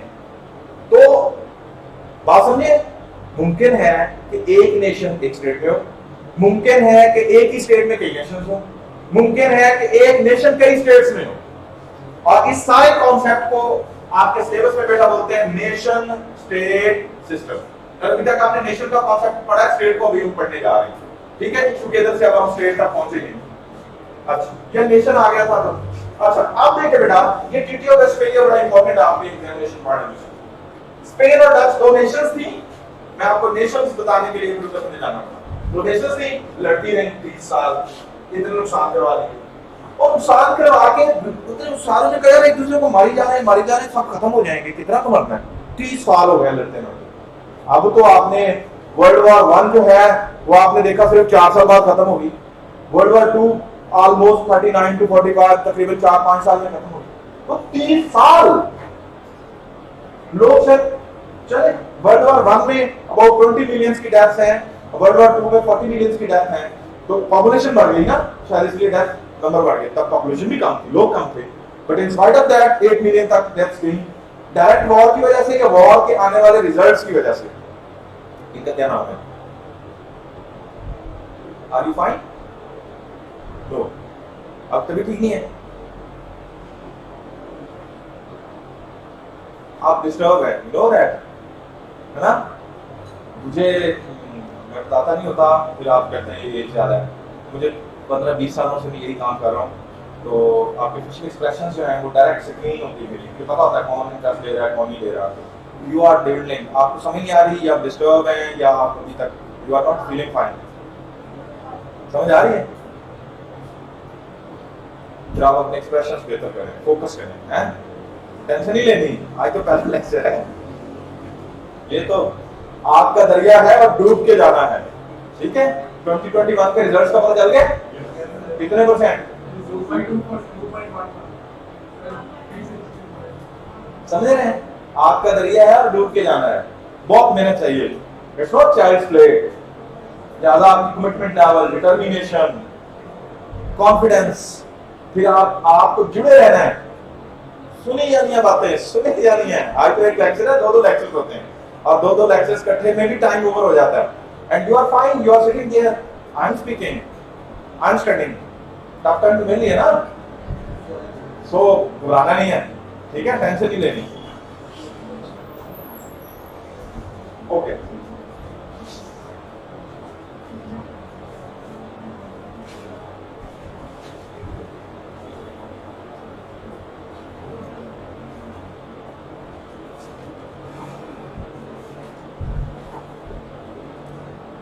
अच्छा, तो और डच लड़ रहे थे, 3 साल तक लड़ते रहे, बेशुमार लोग मर गए। अच्छा, जब आप इंटरेस्ट लेके पैशनेट होके सुन रहे होते हैं ना, इन्वॉल्व होते हैं, तो आपको ना टाइम का अंदाजा होता है, ना आपको घबराहट होती है, ना आपको मजा आ रहा होता है, क्योंकि आप साथ साथ चल एंजॉय कर रहे होते हैं, आपको न्यू नॉलेज आ रहा होता है, बातों का पता समझ आ कॉन्सेप्ट फील्ड में। जब आप थोड़ा सा अपना इंटरेस्ट लूज करते हैं ना, I am talking to everyone, थोड़ा सा आप हल्का सा, मतलब मैं अपनी क्लास में पेंसिल भी यूं नहीं करने देता। एक बंदा कर रहा होता है सालों का ना, 2-3% अटेंशन उसकी तरफ बार बार जा रही होती है, उसकी टेक की तरफ, या वो कोई यानी इसको मैं बुलाने नहीं देता क्लास में, मतलब कोई किसी को कॉन्फ्रेंस बात नहीं कर सकता, करनी है मेरे से करे, आप इधर मुझे ही देखना है, मेरी सुननी है, क्योंकि फोकस बड़ा इंपॉर्टेंट है, आपको लेके चलना, समझ रहे हैं? तो जब आप मेंटली भी थोड़ा सा इधर उधर जाते हैं ना, तो फिर आप पीछे रह जाते हैं। जब पीछे रह जाते हैं तो फिर अचानक आपको याद आता है, तो आप रेस लगी हुई है ना भाई, ठीक है जी, 40-45 हजार लोग भागे थे, और उसमें से बड़े कम लोग जो है वो सांस चढ़ा हुआ था 300 समथिंग लोगों को जी, जिन्होंने भी सिर्फ रिटर्न पास किया, फिर इंटरव्यूज होंगे, फिर साइकोलॉजिकल टेस्ट होंगे, और उसके बाद भी एलोकेशन होंगे। मींस टू से कि आप एक बड़े इम्तिहान की तरफ आए। अच्छा, घबराना नहीं है। एक चीज मैं कहता होता हूँ, अगर आप ये सोच रहे हो कि आपके करने से सीएसएस हो जाएगा, तो ऐसा नहीं है। God almighty will do everything. जो कुछ होता है मेरे रब की तरफ से होता है, उसकी रजा से होता है, इज्जत, जिंदगी, रिस्क, एवरीथिंग। तो अगर और इवन आप यहाँ आके बैठे हैं ना, तो यहाँ आप अपनी मर्जी से नहीं बैठे दीदी, यहाँ भी उसी की रजा से बैठे हैं। And you are better than all those people who are not here at this time.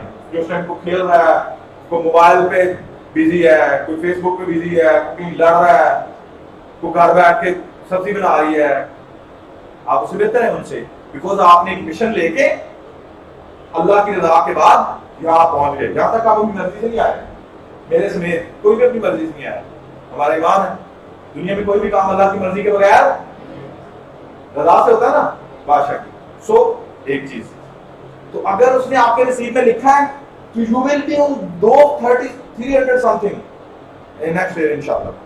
खुद हालात बनेंगे, वो खुद आपसे काम करवाएंगे, खुद सिस्टम चलेंगे, खुद बातें समझ आ जाएंगी, खुद ही टेंशन, खुद ही पैशन आ जाएगा अपने काम से, रिसोर्सेज बन जाएंगे, पावर मैन लिखने में। आपको लग रहा होगा कि ये काम खुद ही चल रहा है, आपको भी लगा होगा। अच्छा, अगर ऐसा नहीं होगा और उसने आपको यहां बिठा दिया है, इसमें भी कोई हिकमत होगी। और हो सकता है कि सीएसएस में 17 वाला, और बहुत सारे 17 के एग्जाम सीएसएस के बगैर भी होते हैं, पीपीएससी, पीएमएस भी है, और बहुत सारे एग्जाम ऐसे हैं, डायरेक्ट 18 की सीटें भी होती हैं जो सीएसएस में नहीं होती। हो सकता है उसने इससे बड़े मिशन के लिए आपको सिलेक्ट किया हो, और ये चैनल बनाया हो, लर्निंग तो ये है ना। तो जो नसीब में है, आपकी मेहनत, और मेरा आप कदर फरमाते हैं, जो मेहनत है जितनी आप करेंगे, आपका बैठना भी मेहनत है, आना भी मेहनत है, ट्रैवल करना भी मेहनत है, लिखना भी मेहनत है, सुनना भी मेहनत है। तो जो जितनी ज्यादा इनपुट देगा, मेरे अल्लाह उसको उतनी आउटपुट देंगे, बादशाह देगा, और उसके खजानों में कोई कमी नहीं है, ढेर लगे पड़े हैं, खत्म ही नहीं होने। समझ रहे? सो आपका उस जात पे ईमान और कमिटमेंट, और ये समझ के कि भाई मैं कुछ नहीं हूं, if I am speaking here not because of I, because of God Almighty, who enabled me to. समझ रहे? सो ये निजाम चलाने वाले चला रहे। सो जो हो रहा है, तो आप उनसे अपने आप को बेहतर समझें, जुड़े रहें, बादशाह को पता जो होना है, उसके बाद उसी से बात करें। जितने ज्यादा तरले डालेंगे, जितना ज्यादा उससे मांगेंगे, जितनी स्पिरिचुअलिटी अपने अंदर इंक्रीज करेंगे, उतना ज्यादा आपके कामयाब होने के चांसेस बढ़ते जाएंगे। बिकॉज फैसले कहां से होने हैं, किधर से होने हैं फैसले सारे? शक है कोई? किसको शक है? किसी को शक है? So and you are better than those who are not here at this time. समझ गए? सो ट्रीटी ऑफ वेस्टफेलिया की बात करें। अच्छा, ये लड़ रहे थे, 30 साल तक लड़ते रहे। इसके बाद उन्होंने कहा यार लीडर्स ने, उन्होंने कहा कि बात सुने, क्यों लड़ी जा रहे हैं? जो इंपायर्स होती है ना,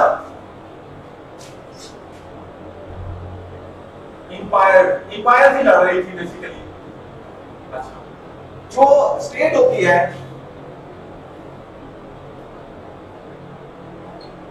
ये हम बाद में पढ़ते हैं, चलिए उसको मैं आपको अलग से बात करता हूं, फिर आपको समझ आएगा।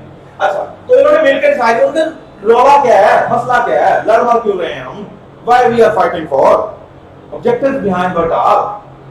तो जब उन्होंने सोचा, उन्होंने कहा ऑब्जेक्टिव्स आर कि एक दूसरे की सॉवरेनिटी एक्सेप्ट नहीं हो रही, एक दूसरे की टेरिटरी एक्सेप्ट नहीं हो रही, और कहता भाई हम वहीं हैं, ये यही है, मान ही नहीं रहे कि वो वहां हैं और ये मान ही नहीं रहे कि हम यहाँ हैं।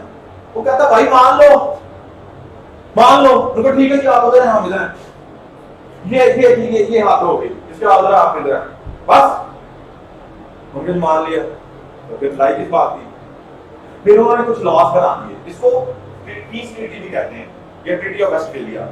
फिर कुछ लॉस बना दिए, उन्होंने कहा अगर किसी ने जंग भी करनी है तो बता के ये लॉज होंगे, और अगर कोई करेगा तो उसको फिर ये इफेक्ट्स भी करने पड़ेंगे, ये डिफेंस होगा, ये होगा, वो होगा। तो कुछ इंटरनेशनल लॉज बने, कुछ चीजें डिसाइड हुई, टेरिटरीज एक्सेप्ट हुई, सॉवरेनिटी एक्सेप्ट हुई, स्टेट्स के कॉन्सेप्ट्स बनने लगे। और इस ट्रीटी ऑफ वेस्टफेलिया के बाद बेटा लिख लें, ट्रीटी ऑफ वेस्टफेलिया के बाद बेटा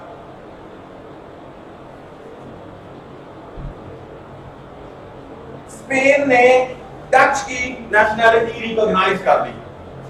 मैंने कहा था स्पेन और डच लड़ रहे थे, इसलिए वो उसको नेशन स्टेट नहीं मानता था, वो उसको नेशन स्टेट नहीं मानता था, लड़ रहे थे। तो स्पेन ने क्या किया, उन्होंने कहा कि हम डच को अपनी एक स्टेट नेशनैलिटी उसकी मानते हैं, रिकॉग्नाइज करते हैं। ठीक हो गया, इसका मतलब डच एक अलग स्टेट, स्पेन अलग, boundary limits recognise, sovereignty, okay. तो कहा यह जाता है कि आईआर का असल जब आगाज हुआ दुनिया में तो यहां पे हो गया। ये जो वॉर्स थी ये बेसिकली 1618 में शुरू हुई और 1648 तक रही, 30 साल। 30 साल के बाद 1648 में इसके जो है ट्रीटी ऑफ वेस्टफेलिया या पीस ट्रीटी साइन हुई। और इसमें क्या था, स्टेट ने स्टेट्स को रिकॉग्नाइज करना शुरू कर दिया, स्टेट्स ने स्टेट्स की सॉवरेनिटी को एक्सेप्ट करना शुरू कर दिया, स्टेट्स ने स्टेट्स की टेरिटरीज को डिफाइन करना शुरू कर दिया। तो जब एक स्टेट दूसरी स्टेट को मान गई तो उसका मतलब है कि इंटरनेशनली इंटर स्टेट सिस्टम शुरू हो गया ना। इंपायर जो थी उसमें तो कोई तरह से डिफाइंड बाउंड्रीज ही नहीं थी, इसलिए उनकी लड़ाइयां होती रहती थी। कोई स्टेट उठती थी उस पे एम्पायर अपनी मेरीकल तक हो गई, सवेरे सुबह आते थे वो उससे आगे आए होते थे, ये फिर उनको मार के पीछे भगाते थे, वो इधर से आ जाते थे, वो इधर से आ जाते थे, दूसरी एम्पायर इधर से, तो एम्पायर लड़ रही होती। ठीक, तो जब उन्होंने कहा कि ट्रीटी ऑफ वेस्टफेलिया में एक स्टेट दूसरी स्टेट को रिकॉग्नाइज कर लेगी, मान लेगी, एक नेशन है वो एक स्टेट में रहना चाहती है, आप उस नेशन को उस स्टेट का हिस्सा दे दें, राइट दे दें, वो अपनी बना ले स्टेट, बात खत्म, एजुकेशन ही खत्म हो जाएगी। अगर आप एक ही अम्ब्रेला में, एक ही एम्पायर में कई नेशंस को इकट्ठा रखेंगे जबकि वो अलग-अलग होना चाह रहे हैं तो लड़ाइयां होगी। समझ रहे बात को, कॉन्सेप्ट समझ रहे? तो यहां से वैल्यूएशन ऑफ आईआर शुरू हो गया। ये आपका हिस्ट्री ऑफ आईआर, इसको आप अपने इस कॉन्सेप्ट नेशन स्टेट सिस्टम से जोड़ सकते हैं। ठीक हो गया जी। और भी आप एग्जांपल के तौर पे अगर बेटा लिखना चाहें, स्विस जो है SWISS, स्विस आजाद हो गया था ऑस्ट्रिया से। इसके बाद ऑस्ट्रिया से ऑस्ट्रिया ने स्विस को आजाद कर दिया, अलग मुल्क बन गया। इसी तरह से बेटा नीदरलैंड जो है, नीदरलैंड स्पेन से आजाद हो गया। इस स्पेन ने डच को भी मान लिया, स्पेन के अंदर एक अलग मुल्क था नीदरलैंड, ये भी मुल्क है, ये अलग मुल्क मान गया नीदरलैंड। ठीक है जी। और ये ट्रीटी ऑफ वेस्टफेलिया जो है 1948 के मई टू अक्टूबर के दरमियान ये सारे इन्होंने मीटिंग्स करके तो सारा इसका चार्टर बनाया, चीजें डिफाइन की। ठीक है, इस दौरान ये काम होता है। अच्छा, अब आपको आईआर की हिस्ट्री का पता चल गया। यहां पे आके स्टेट्स बन गई, अब हम स्टेट की तरफ आ गए। ठीक हो गया जी।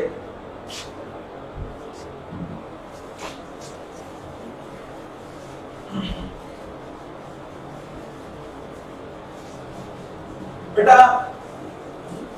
पॉलिटिकल साइंस के कानून ये कहते हैं पॉलिटिकल साइंस के कानून ये कहते हैं कि कोई भी स्टेट उस वक्त तक स्टेट नहीं बन सकती जब तक उसमें ये 4 एलिमेंट्स ना हो। Number 1,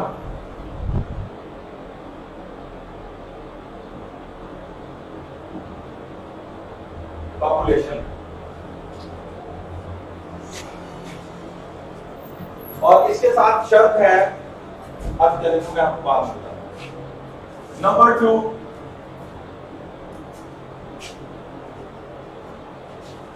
territory. नंबर 3, गवर्नमेंट या रूलिंग अथॉरिटी। Number 4, sovereignty.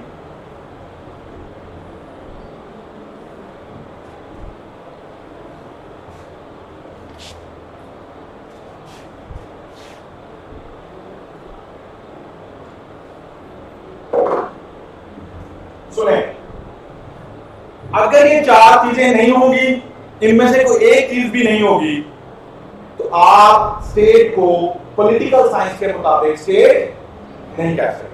अब इसको थोड़ा सा एक ओवरव्यू ले लेते हैं। पॉपुलेशन, आबादी, Nations, now you can understand what is the nation. ठीक है जी। तो अगर लोग नहीं होंगे, कितने हैं दुनिया में डेजर्ट्स? बहुत सारे ऐसे डेजर्ट्स भी हैं जो कॉन्टिनेंट से भी बड़े हैं। हम यहां बात करें तो ये जो इतना नीला एरिया आपको नजर आ रहा है, सारा पानी है। More than 70% in the world.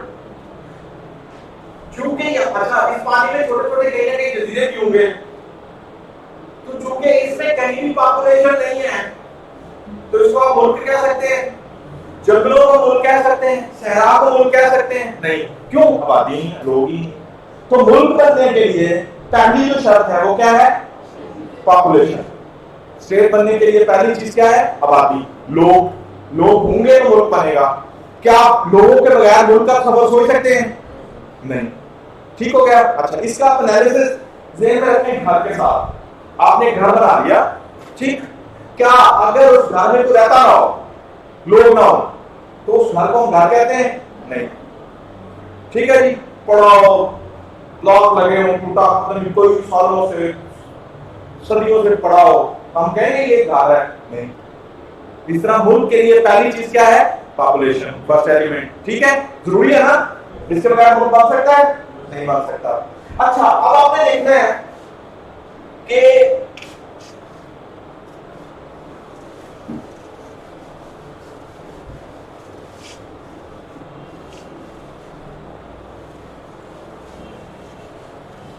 Last जो स्टेज हमने पढ़ी थी वो एम्पायर की पढ़ी थी ना, किंगडम के बाद। तो क्या एम्पायर को हम स्टेट नहीं कहते थे? स्टेट नहीं कहते थे, क्यों नहीं कहते थे? वजह है ना, स्टेट तो नहीं कहते, एम्पायर नहीं कहते थे। रीजन बिहाइंड, अच्छा, पहला जो एलिमेंट था लेशन का, क्या वहां पॉपुलेशन नहीं होती थी एम्पायर में? एम्पायर के अंदर लोग रहते थे ना, तो पॉपुलेशन यहां भी थी, वहां भी थी। तो यहां तक पॉपुलेशन वाइज स्टेट में और एम्पायर में कोई फर्क है? बात समझ रहे हैं? नंबर 2 वो कहता है, अच्छा, गवर्नमेंट, ये हो गया गवर्नमेंट हो। गवर्नमेंट से मुराद रूलिंग अथॉरिटी। देखिए, इतना बड़ा मुल्क है, उस मुल्क में अगर कोई भी रूलिंग अथॉरिटी, हम ये बात नहीं कर रहे कि वो जो रूलर है वो डिक्टेटर हो, वो फासिस्ट हो, वो मोनार्क हो, वो क्या हो, ये तो ये हमारा टॉपिक ही नहीं है। One person who rule, a few person who rule, ठीक है? तो रूलिंग अथॉरिटी के बगैर क्या कोई स्टेट सर्वाइव कर सकती है? यानी मुल्क को या कोई गवर्नमेंट हो जिसका जो जी आए ले जाए, छीन ले, फेंक दे, को पकड़ने वाला, को पूछने वाला, को कायदा कानून बनाने वाला कोई ना हो, मुल्क सर्वाइव कर सकता है? नहीं। तो ruling authority should be there in state. Second element important है ना। सो अगर ये थर्ड नंबर पे हमने लिख दिया, तो थर्ड नंबर जो है यानी गवर्नमेंट या रूलिंग अथॉरिटी क्या एम्पायर में नहीं थी? थी। तो यहां पर एम्पायर और स्टेट सेम थी। ठीक है। असल जो चीज थी वो थी टेरिटरी। टेरिटरी जो है, हदबंदी जो है, लाइनें लगा के, लिमिट फिक्स करके। अब तो आपको पता है कि मैरीटाइम जो हैं, ओशंस जो हैं, सीज जो हैं, गल्फ जो हैं, उनकी भी लिमिट्स है ना। पानी के अंदर भी हमने लिमिट्स लगा दी। हम कहते हैं कि ये पैसिफिक है, ये इंडियन है, ये अटलांटिक है, ये नॉर्थ है। हमने इनको भी नाम दे दिए हैं। किस बेस पे दे दिए?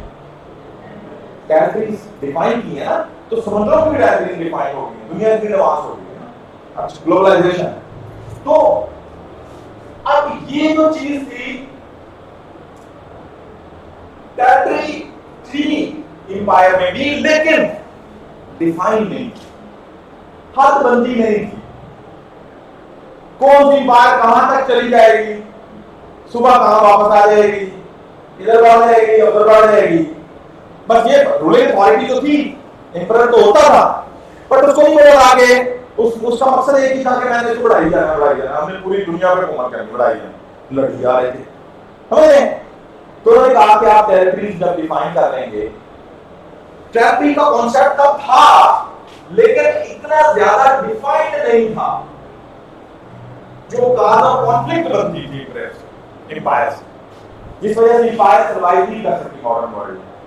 उस तरह से आप स्टेट्स और कॉन्टिनेंट्स और बाउंड्रीज पे आ गए। बात समझे? Clear? And the fourth one concept is sovereignty. Sovereignty को बेटा हम उर्दू में कहते हैं इक्तदार आला। इक्तदार आला से मुराद सुप्रीम अथॉरिटी। सुप्रीम अथॉरिटी, ये सॉवरेनिटी आपका अलग टॉपिक भी है, उसमें हम इसकी टाइप्स और इसकी सारी डेफिनेशंस पढ़ेंगे। अब इक्तदार आला गवर्नमेंट में जो रूलिंग अथॉरिटी होती है, उसके पास इक्तदार आला नहीं होता, होता है ना? तो फिर अगर रूलिंग अथॉरिटी को ही सॉवरेनिटी कहते हैं, तो सॉवरेनिटी की चौथी बात शामिल करने की क्या जरूरत थी?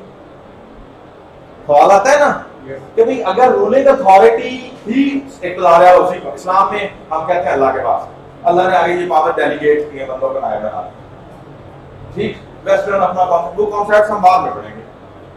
तो अगर ruling authority was already present in government, तो फिर सॉवरेनिटी का आएगी, समझे?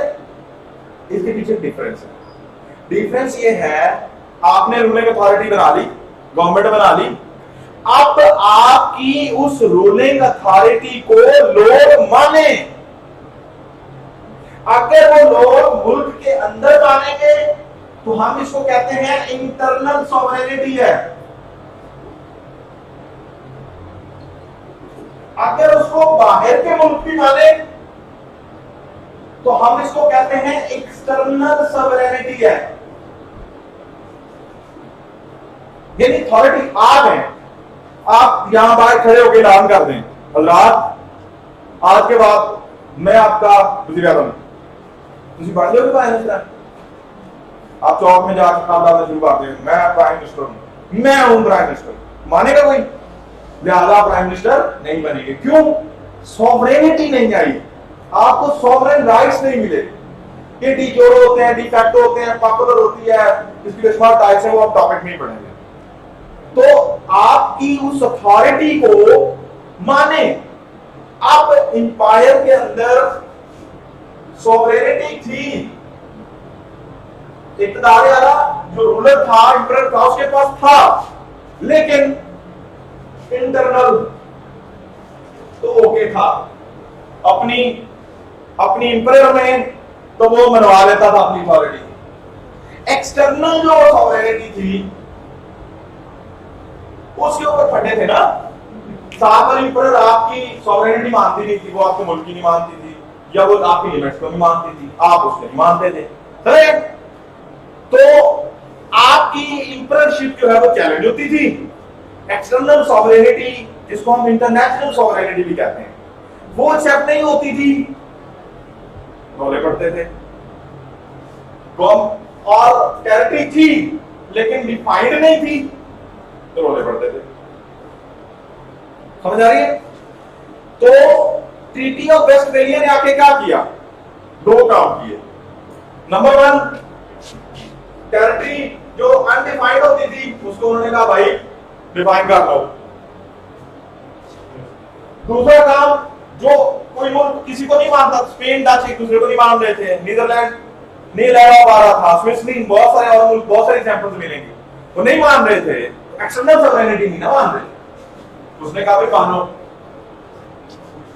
जब ये हो गया तो इनफैक्ट ये सारी बातें वहां आ गई, तो ये प्रिंस जो है दिस चेंज्ड इनटू स्टेट्स।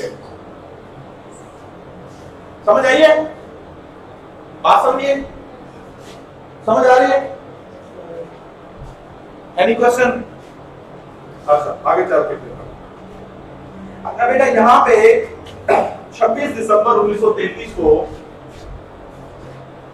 26 दिसंबर 1933 को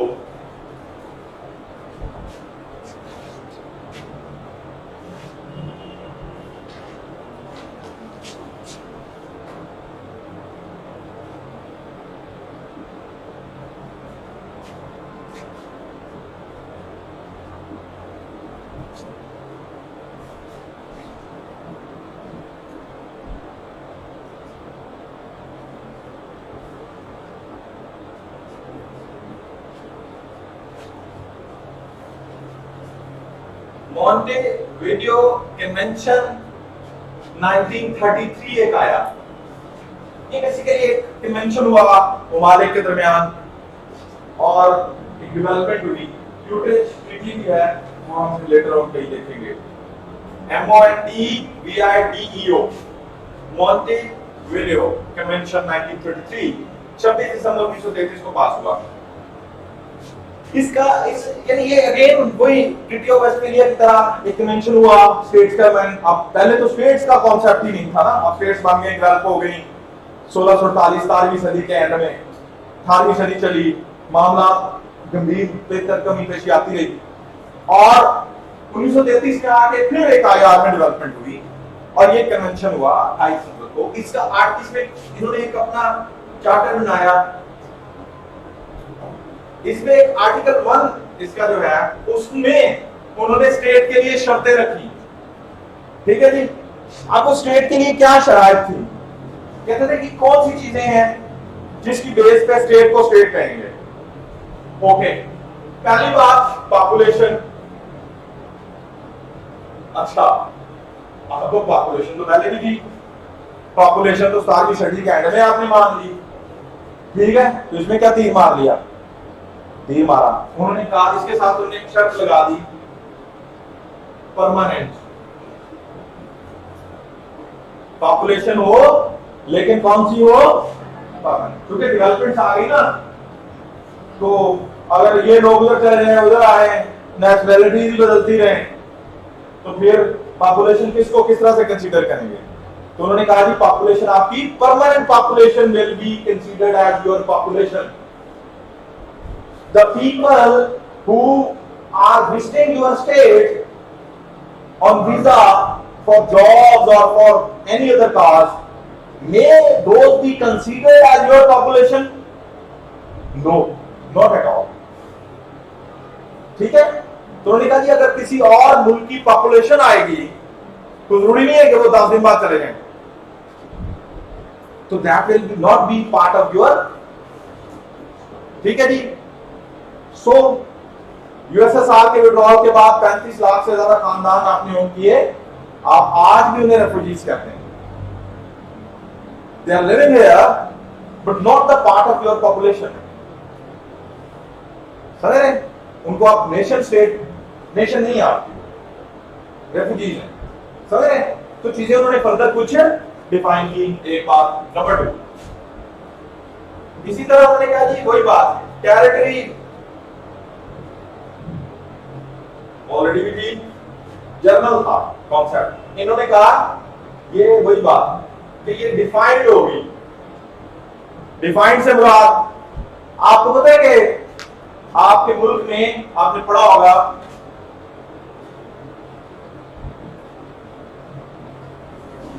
सर ग्रीक का पढ़ा आपने, पता किसी को पता है? कहां पे?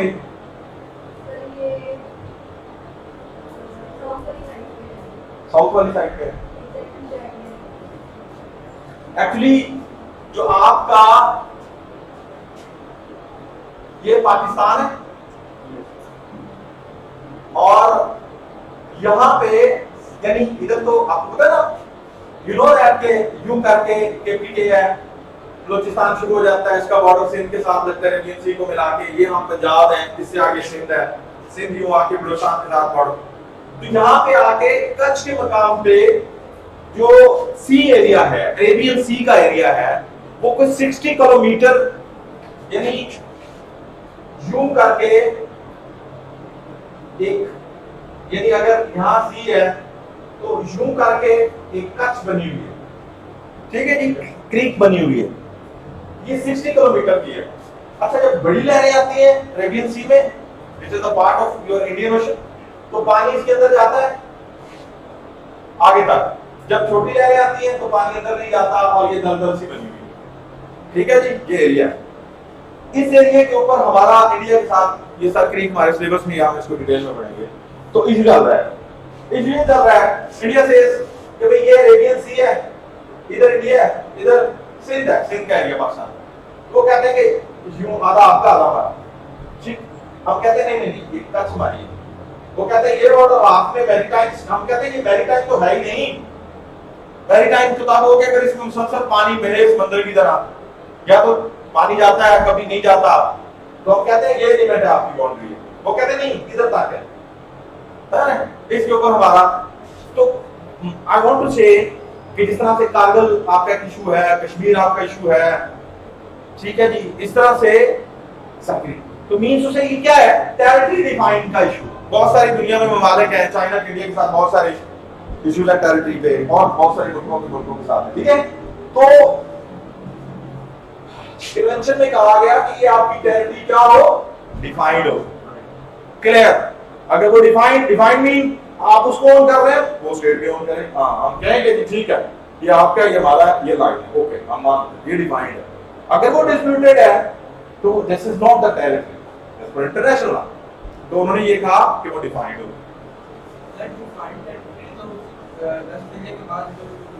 हाँ जी, कॉन्सेप्ट ऑफ, लेकिन उन्होंने टेरिटरी का कॉन्सेप्ट दे दिया था उसको, ये जो अच्छा टेरिटरी, वो कहते जो अच्छा तब यही बड़ी बात थी ना, गाड़ी लिमिट कोई नहीं थी, तो यही बड़ी बात वो कहते थे यार को थोड़ी सी हदबंदी को ख्याल रखो, इधर इधर हो जाओ, एक दूसरे को मान लो। तो इतना ज्यादा नहीं था, डेवलपमेंट होती रही। अब देखो ना, इस तरह के बताया ये छोटा सा 60 किलोमीटर का एरिया, लेकिन हम इसके ऊपर हमारा स्टैंड है, उनका भी स्टैंड है, इसमें रिसोर्सेज है। ये जो हम कहते हैं इतने मछली पकड़ लिए छोड़ दिए, ठीक है। बड़े समंदर में तो आना मुश्किल होता है, यहाँ से ऊपर इधर आते हैं, ठीक है। जैसे ही वो लाइन क्रॉस करते हैं हम जाकर इधर आ जाए, बाद में हम छोड़, जैसे हमारे जाते हैं वो इधर आ जाए, इशू आता है।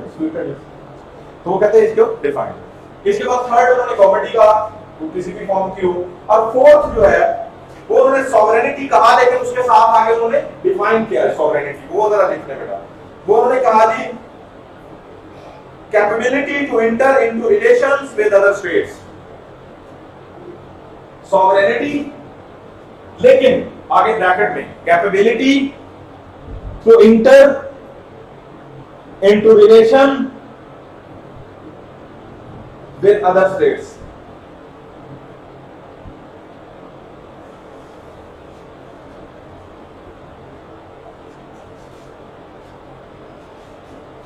क्या समझे, ठीक है।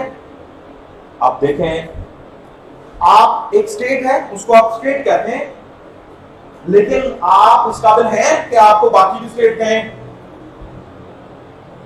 अगर आपको बाकी स्टेट रिकॉग्नाइज नहीं कर रहे तो इसका मतलब है कि आपके अंदर, मतलब इस तरह से तो कोई भी उठे, कोई भी ग्रुप, कोई भी मिनॉरिटी, कोई भी उठे और वो कहे कि ये हमारी टेरिटरी है, मान लो भाई, तुम भी मान लो, तुम भी मान लो, तुम भी मान लो, ऐसे तो नहीं चलेगा।